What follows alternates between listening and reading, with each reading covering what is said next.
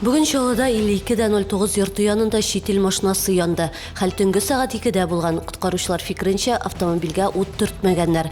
Урында моны раслаучы бер дәлил дә табылмады. Беренчел фаразлар буенча аккумуляторда кыска ялганыш булган. Балалар урып уйный торган резинка җилемнәр сәламәтлек өчен куркыныч. Шетел белгечләре шундый нәтиҗәгә килгән. Россиядә аларны бүген дә сатуны дәвам итәләр.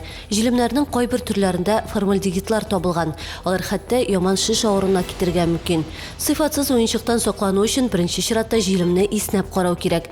Формальдегидның тәмсез исе бар. Шулай ук сатучыдан җилемнең сертификатын сорауда артык түгел. 8 июльдә гаилә, мәхәббәт һәм тугрылык көне билгеләп үтелә. Бүген Чаллы ЗАГСында 7 парны теркәделәр.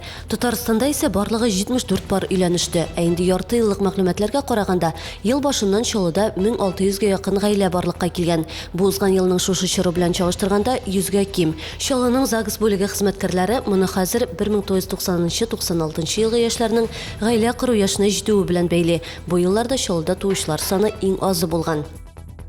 Бүген ГЭС паркында иң бөек аттракционны эшләтеп җибәрәчәкләр. Аны тантаналы ачу кичке сагат 5-кә билгеләнгән. Әлеге күзәтү тәгәрмәче 40 метр биеклектә, бәясе 30 миллион сум. Ул кыш көннәрендә дә эшләр дип көтелә. Бу һәм башка хәбәрләр турында тулырак яңалыкларның кичке чыгарылышында. Ул 19 сагат 10 минутта эфирга чыга.